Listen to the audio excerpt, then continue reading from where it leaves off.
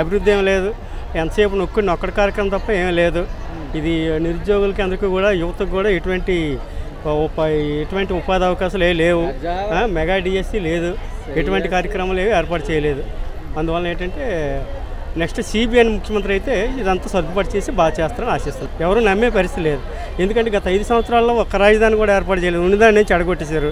అందువల్ల అది నమ్మే పరిస్థితి మాత్రం కాదు. అంటే ఏంటి ఎంతసేపు నొక్కుడు కార్యక్రమం తప్ప ఇంక ఎటువంటి కార్యక్రమాలు ఏవి లేవు. అందువల్ల ఏంటంటే ప్రజలు కూడా నమ్మే పరిస్థితి లేదు. ఇప్పుడు ఏది నొక్కేసి అన్నీ చేసేద్దామన్నా ఇప్పుడు ఎవరు నమ్మే పరిస్థితి మాత్రం లేదు. ఏం సిద్ధం కాదు, ఇంటికి వెళ్ళిపోయిన సిద్ధం తప్ప ఇంకేం లేదు.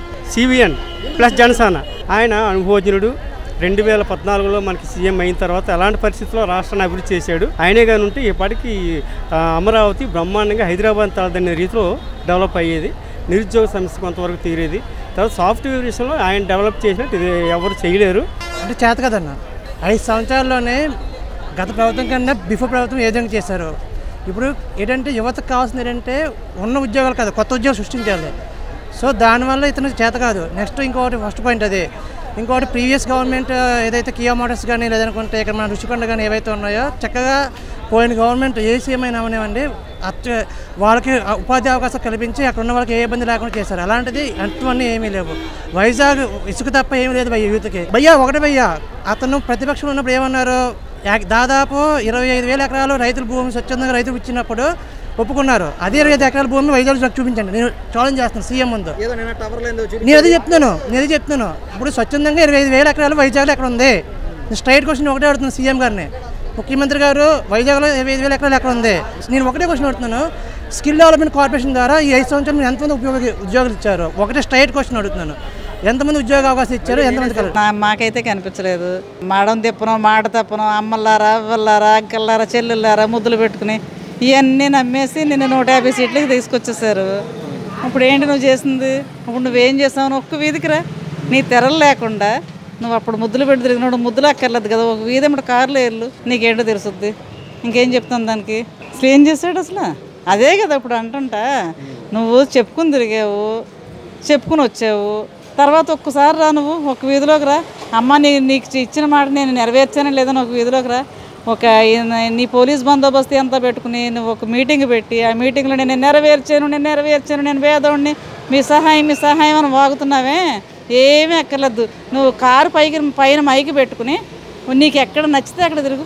నీ బుల్లెట్ ప్రూఫ్ కార్లు కదా, నీకు భయమే ఉంది. ఎందుకు నీకు అంత తెరలు కట్టుకుని ఎదురో 10 మంది ఉంటారు, వెనకాల 10 మంది కార్లు ఉంటాయి, అలా రావచ్చుగా. ఆ మీటింగ్లోనే ఎందుకు చెప్తున్నావు? అప్పుడు ఎందుకు ఇంటింటికి వచ్చావు? 3,000 కిలోమీటర్లు నడిచావంటే ఈరోజు కార్లో కూడా రాలేకపోతున్నావు కదా. నీకేటో నీకు తెలిసిపోయింది. నన్ను పేడ కొడతారో ఏం చేస్తారో, ఎందుకు వచ్చింది గుడ్డిచ్చి కొడతారో, టమాటాలు ఇచ్చి కొడతారో అని భయపడి ఆగావు. ఇప్పుడు ఎక్కడో మీటింగ్లో చెప్పేస్తా నమ్మేస్తారా నిన్ను? ఏం చేసావని? అన్నా క్యాంటీన్ ఏం చేసిందయ్యా నిన్ను? నీ నాన్న పేరు పెట్టుకోపోయావా? నీ నాన్న పేరు పెట్టుకుని చేయొచ్చుగా. పేదల కడిపే కదా అది నింపుతుంటా. కార్లో వచ్చి భోజనాలు చేస్తున్నారా? పేదోళ్ళకి కదా. పేదోళ్ళని చూశాను అంటున్నావు. ఏం చూసావు? అక్కడే కనపడుతుంది నేను నైజం ఏంటో. ఇంకేంటి నేను కనపడి నువ్వు చేసింది? ఎక్కడో దాకా అక్కర్లా, ఏమి అక్కర్లా. నీ చెల్లెలు అడుగు ఏం చేసిందో. ఇప్పుడు ఎందుకు బయటకు వచ్చింది? ఆవిడది తప్పే. ఆ రోజు ఒక క్రిమినల్ని ఎంకరేజ్ చేసింది, నిన్ను నెట్టేసరికి నువ్వు మళ్ళీ ఆయన మీద తిరగబడ్డావు.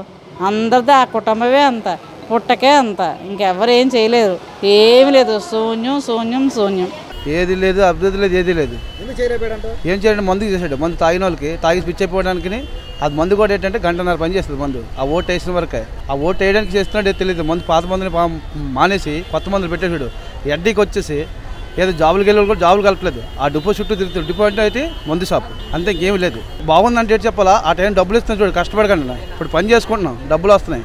ఆ పని చేసుకోకుండా డబ్బులు ఇస్తున్నాడు చూడు, 3,000 4,000 ఇప్పుడు ఏడాలు అనేసి. ఆ డబ్బులకి ఇంకేమీ లేదు.